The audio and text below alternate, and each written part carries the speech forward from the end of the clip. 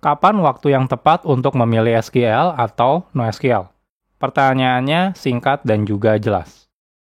Kalau kita lagi dalam fase belajar database, nggak usah banyak gaya ya. Pakai SQL aja.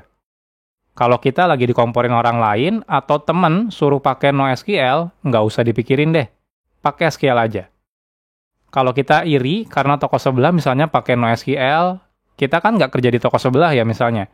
Jadi nggak tahu juga masalah yang sedang mereka hadapin. Jadi udah pakai SQL aja.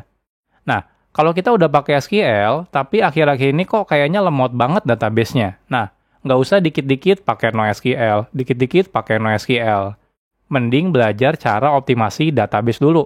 Jangan-jangan kita udah pakai SQL, tapi belum optimal cara pakai SQL-nya. Makanya database-nya lemot. Nah, kalau seperti itu, terus kapan dong kita pakai SQL kalau kita terus-terusan disuruh pakai SQL terlebih dahulu? Nanti aja, pas memang kita butuh pakai NoSQL. Nah, banyak orang yang sebenarnya nggak butuh pakai NoSQL, tapi pengen banget kayaknya pakai NoSQL. Padahal nggak butuh juga gitu ya. Kalau diibaratkan, NoSQL tuh kayak HP keluaran terbaru dan mahal dan fancy misalnya gitu ya. Nah, kalau misalnya HP lama kita masih works, nggak ada masalah gitu ya, ngapain harus beli HP baru? Gengsi. Nah itu, kadang-kadang yang sering pakai NoSQL itu kadang-kadang kejebak karena pengen gengsi juga. Karena teman-teman lain atau misalnya toko sebelah udah pakai NoSQL, kita kok belum pakai gitu ya. Nah harusnya kita harus pikir baik-baik sebelum kita pakai NoSQL. Kita beneran butuh atau cuma sekedar gengsi aja. NoSQL itu ya, itu singkatan dari Not Only SQL. Jadi bukan NoSQL itu adalah katakan tidak untuk SQL, bukan. Jadi ini bukan seperti itu. Jadi dia itu kata kuncinya adalah not only. Artinya bisa jadi ada alternatif lain selain SQL. Nah kalau contohnya beli HP gitu ya, misalnya not only Xiaomi. Artinya apa? Artinya ada banyak merek lain selain Xiaomi. Ingat, artinya ada banyak yang lain, alternatif lain. Jadi kata kuncinya adalah banyak. Jadi database NoSQL itu ada banyak. Banyak banget malah ya. Jadi kalau kita bahas itu banyak banget sebenarnya database NoSQL. Nah, dan tiap database NoSQL itu punya tugas masing-masing. Nggak bisa kita pukul rata bahwa semua database NoSQL itu sama. Kenapa? Karena kenyataannya database NoSQL itu bahkan jenis-jenisnya pun berbeda. Nah, coba teman-teman buka ya, website namanya adalah DB Engines. Nah, di sana ada jenis-jenis database, komparasinya. Nah, SQL itu termasuk ke dalam relational database. Nah, selain relational database, itu banyak yang lainnya. Contohnya, itu kebanyakan adalah NoSQL. Contohnya ada Key Value Database, ada Graph Database, ada Time Series Database, ada Search Engine Database, dan masih banyak ya untuk tipe database yang lainnya. Artinya apa? Artinya NoSQL itu banyak banget. Nah, mungkin kalian sudah pernah dengar ya, contoh-contoh beberapa database NoSQL yang lumayan populer. Contohnya seperti MongoDB, Elasticsearch, Redis, Neo4j, Cassandra, dan masih banyak lagi database NoSQL lainnya. Nah, yang paling penting saat memilih database NoSQL itu adalah jangan sampai asal pakai database NoSQL. Nah, jadi kalau kita sampai asal pilih gitu ya, kasusnya tuh kayak teman-teman mau ke minimarket misalnya gitu ya. Nah, tapi berangkatnya pakai helikopter gitu ya. Bisa nggak? Ya bisa sih sebenarnya, cuma ya lebay aja gitu ya. Kasihan kan mamang-mamang tukang parkirnya gitu ya. Bingung juga parkirin helikopter gimana. Nah, ini kasusnya kalau teman-teman asal comot pilih pakai NoSQL. Bisa nggak? Ya bisa sih, cuma lebay aja gitu ya. Nah, contohnya dulu sempat ada kasus, ada perusahaan yang cerita ke saya pengen pakai Elasticsearch. Pertanyaan saya, itu adalah, yang pertama kali saya ajuin adalah, seberapa besar sih datanya kok pengen pakai Elasticsearch? Dan ternyata datanya itu cuma 15 mega gitu ya. Kesel banget ini gitu ya. Data seuprit gitu sih, pakai SQL juga bisa gitu ya. Jangankan pakai SQL deh, Excel aja bisa gitu ya, masih sanggup untuk handle data 15 mega. Bahkan saya punya file ratusan mega gitu ya, itu masih bisa diolah pakai Excel gitu ya. Jadi nggak usah dikit-dikit pengen pakai NoSQL gitu ya. Jadi jangan kebawa-bawa sama tren. Oke, jadi kalau gitu kapan kira-kira kita pakai NoSQL? Nah, karena NoSQL itu ada banyak jenisnya, kita bahas beberapa jenis NoSQL aja nih ya. Oke, yang pertama, key value database. Kapan kira-kira pakai key value database? Contohnya yang populer sekali di jenis ini adalah Redis. Ingat ya, karena database ini adalah key value, jadi isinya cuma key dan juga value. Key itu kayak primary key. Dan value itu ya datanya, bebas, mau apa aja, mau string, mau JSON, mau apapun itu terserah lah, suka-suka kita. Nah, ini mirip struktur data map atau juga array di bahasa pemrograman, di mana key-nya itu seperti indeks di array contohnya, dan value-nya ya data array-nya. Nah, bedanya kalau di key value database, key-nya itu bebas isinya, terserah, nggak harus angka seperti di array. Saat kita masukin data ke dalam key value database, kita wajib tentuin key-nya apa. Kalau key-nya duplikat, itu otomatis ditimpa. Jadi key-nya itu seperti primary key. Nah, kalau teman-teman mau mengambil data atau istilahnya select data, kita juga wajib menyebutkan key-nya yang mau kita select. Nah, kalau kita mau update juga, kita harus pakai key-nya. Kalau kita mau menghapus juga, kita juga harus pakai key-nya. Nah, kalau teman-teman mau nyari menggunakan value-nya, kalau kita pakai SQL kan kita bebas menggunakan kolom apa aja mau nyari data. Nah, kalau key value database nggak bisa. Harus pakai key-nya. Jadi, database ini memang simple banget. Cuma key value. Nggak ada fitur aneh-aneh lain, nggak ada fitur-fitur fancy seperti yang lainnya. Lah, terus untungnya apaan gitu ya kalau pakai database jenis ini? Toh kita menggunakan SQL aja masih tetap bisa kalau cuma key value. Karena key-nya kita bisa pakai primary key contohnya. Nah, kebetulan ya, tapi salah satu keuntungan yang sangat populer ya menggunakan key value database itu rata-rata key value database itu nyimpan datanya di memori alias RAM, bukan di hard disk. Otomatis, si key value database ini nawarin speed untuk baca dan tulisnya sangat luar biasa cepat. Ya, otomatis nggak bisa dibandingin lah ya. Kalau SQL misalnya pakai hard disk, kalau key value pakai in memory, ya sudah jelas lah key value menang telak gitu ya. Toh dia dari memori gitu ya. Nggak bisa dibandingin pakai hard disk. Jadi kalau kasusnya datanya memang simple, cuma key value, dan trafficnya memang butuh cepat gitu ya, dan tinggi. Nah, teman-teman bisa nih pakai yang namanya key value database. Nah, selanjutnya kita bahas dokumen database. Kapan nih kira-kira kita pakai dokumen database? Contohnya, yang paling populer itu adalah MongoDB. Dokumen database itu rata-rata nyimpen datanya dalam bentuk JSON, ya, JSON dokumen. Nah, karena datanya JSON, si database ini sangat fleksibel. Nggak butuh join-join table gitu ya, dan kita nggak butuh nambah-nambah relasi. Ya. Nah, contoh untuk dokumen di gambar ini misalnya, itu dibuat dalam, kalau dalam SQL itu bakal jadi banyak sekali tabelnya. Mungkin ada tabel user, ada tabel nama, ada tabel website, tabel address, dan lain-lain. Kalau menggunakan dokumen database, cukup satu tabel saja, tabel user misalnya, seperti itu. Nah, belum lagi kalau teman-teman pakai SQL, itu harus maintain seperti relasi foreign key-nya, harus join ketika select, dan masih banyak yang lain yang harus kita urusin gitu ya. Kalau menggunakan dokumen database, ya simple, cuma JSON seperti ini aja. Jadi, dokumen database itu rata-rata biasanya nyimpen datanya dalam bentuk JSON. Nah, selain itu, dia nggak punya kolom.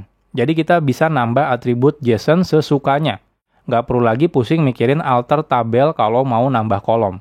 Kadang-kadang kalau datanya udah banyak, ketika alter table, itu kayak ngeri-ngeri sedap. Kenapa? Karena kalau sampai gagal, bisa ke-lock tabelnya, nggak bisa diapa-apain.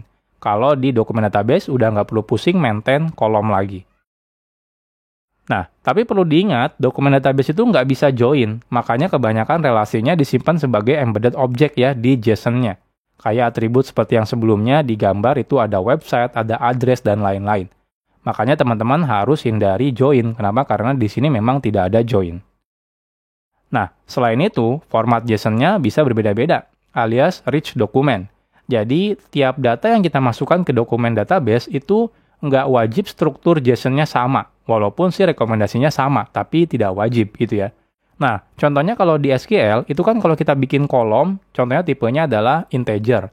Nah, kita nggak bisa masukin string.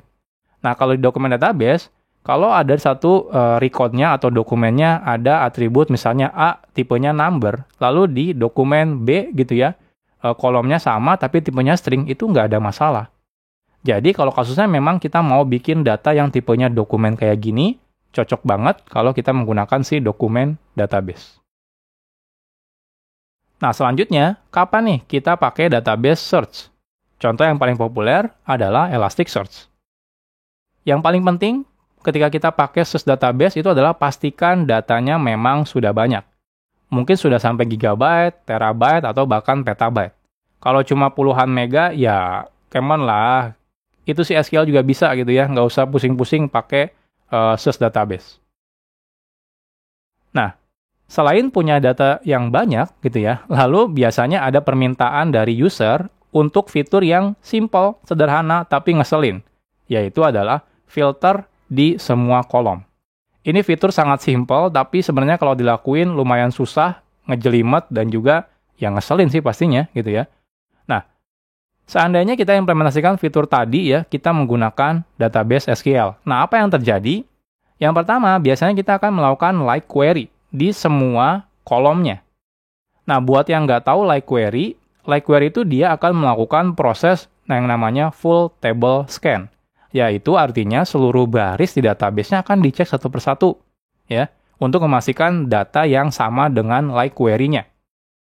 Ya, kalau datanya cuma dikit sih nggak masalah gitu ya. Kalau datanya jutaan gitu ya, mau sampai kapan ngeceknya gitu ya, nggak kelar-kelar yang ada. Jadi, otomatis like query bakal bikin lambat ya, atau slow. Semakin banyak data, ya makin lambat gitu ya. Jadi, bahkan responnya mungkin nggak kelar-kelar. Untuk beberapa kasus yang tipe datanya bukan string, biasanya kita akan tambahin indeks. Harapannya adalah untuk mempercepat proses query-nya. Tapi ya iya kali kita mau bikin semua indeks untuk semua kombinasi kolom yang ada di tabelnya. Kalau misalnya kita harus tambahkan indeks satu persatu, yaitu banyak banget. Misal saja, ada 10 kolom misalnya. 10 kolomnya bisa di query, bisa di filter. Artinya kan kombinasinya banyak ya. Bisa cari per satu-satu kolom, ada 2, ada 3, dan seterusnya. Artinya, yang pertama kita harus bikin indeks ke semua kolom dulu satu-satu. Artinya, udah ada 10 indeks nih. Selanjutnya, kita harus bikin kombinasi kolom-kolomnya. Contohnya kombinasi indeks untuk kolom 1 dan 2, 1 dan 3, 1 dan 4, 1 dan 5, dan seterusnya gitu ya. Belum lagi nanti 2 dan 3, 2 dan 4, dan seterusnya. Wah, itu banyak banget gitu ya. Keriting nih tangan kalau kita harus bikin semua kombinasi indeks. Belum lagi, makin banyak indeks, udah pasti makin memperlambat proses insert dan juga update-nya. Jadi untuk kasus seperti ini, SQL udah nggak bisa nolong kita sama sekali. Nah, jadi sudah disimpulkan ya, kalau kasusnya seperti ini kita butuh bantuan yang namanya search database. Yang pertama kita nggak perlu pusing nih kalau kita pakai search database, terutama ngurusin indeks. Jadi search database itu udah otomatis membuat indeksnya secara otomatis. Semua kombinasi query bisa dihandle oleh si search database. Jadi teman-teman nggak perlu pusing lagi mikirin bikin indeks sampai tangan keriting gitu ya, nggak usah bingung lagi soal itu. Nah, search database juga punya fitur yang namanya text analysis. Jadi dia bisa tahu mana bagian teks yang penting dan yang nggak penting. Jadi dia bisa otomatis menghapus bagian teks yang tidak penting. Contohnya, ini untuk mempermudah user ya, jadi seakan-akan query-nya itu menjadi human friendly. Contohnya misalnya kita mau nyari email. Nah, di beberapa email kadang-kadang orang ada nyisipin titik gitu ya, misalnya Eko.Kanedi. Nah, kadang-kadang kita nggak tahu nih posisi titiknya ada di mana. Kalau kita pakai like query, misalnya misalnya Eka titik gitu ya, habis itu tanda persen, itu nggak akan dapat gitu ya. Nah, si search database dia bisa tahu istilahnya kayak stop word dan yang lain-lain. Jadi kita nggak perlu pusing lagi gitu ya. Untuk melakukan teks analisisnya. Jadi semuanya sudah dihandle oleh si search database. Search database juga biasanya punya fitur yang namanya similarity. Jadi kalau kita search, ada typo-typo dikit gitu ya, harusnya Samsung, kita malah nyari Samyung gitu ya. Nah itu bisa otomatis dibenerin sama si database-nya. Nah ini lumayan keren nih. Nah biasanya juga ada fitur yang namanya tokenizer. Nah, di mana dia bisa motong-motong teks jadi beberapa bagian. Otomatis, kalau bisa dipotong-potong seperti ini, pencarian data akan menjadi lebih cepat. Jadi ini kita nggak perlu melakukan full table scan lagi, seperti layaknya kita menggunakan like query di SQL. Jadi semua sudah dihandle sama si tokenizer-nya. Nah, tapi perlu diperhatikan ya, saat kita menggunakan search database, biasanya dia nggak real time. Jadi waktu kita insert data, biasanya butuh waktu sampai beberapa detik untuk data tersebut bisa muncul di pencarian. Hal ini karena source database dia melakukan proses yang namanya asinkronus untuk memproses indexing si teksnya. Nah, makanya dia tidak real time. Nah, untuk jenis-jenis database lain, teman-teman bisa googling deh ya. Banyak banget, takutnya ini kepanjangan videonya kalau saya jelasin satu-satu. Oke, tapi ada satu hal lagi yang perlu teman-teman perhatikan saat memilih database. Nah, teman-teman harus tahu yang namanya CAP theorem, atau istilahnya kaidah ya, CAP ya, atau CAP. Nah, ini singkatan dari konsistensi, C-nya, A-nya availability, dan P-nya adalah partition tolerant. Nah, setiap database ya itu biasanya akan menganut dua kaidah di CAP ini. Ada yang namanya CA gitu ya, artinya consistency dan availability, ada AP, availability dan partition tolerance, ada juga CP, consistency, partition tolerant. Jadi, biasanya setiap database akan menggunakan dua kaidah. Kita bahas konsistensi. Jadi konsistensi itu artinya database harus bisa balikin data terbaru.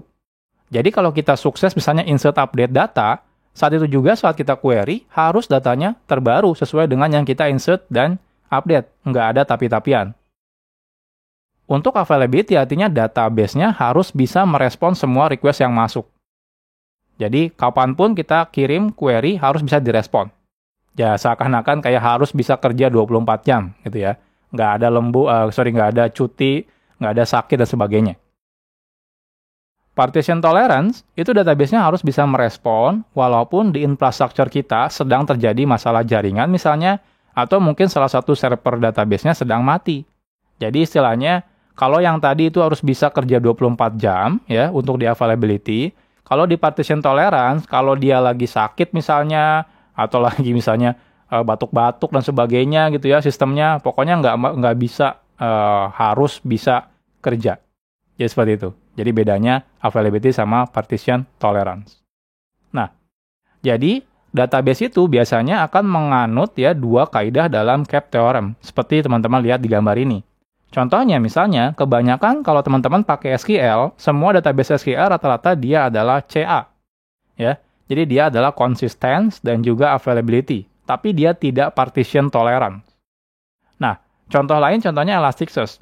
Elasticsearch itu dia menganut kaidah AP, availability dan juga partition tolerance. Nah, jadi dia tidak konsisten.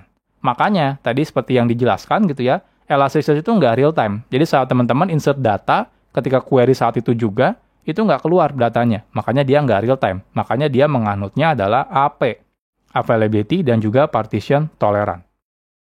Jadi, waktu kita pilih database, ya entah itu SQL atau non-SQL, kita harus tahu kaidah apa yang digunakan oleh si database ini. Jangan sampai nyesel ya waktu kita pakai database-nya. Soalnya saya sempat dapat curhat ya dari orang yang nyimpen data produknya ke Elasticsearch. Terus ternyata dia dimarahin sama user. Kenapa? Karena tiap insert data, datanya nggak nongol, nggak keluar. Ya wajar lah. Elasticsearch kan nggak real time.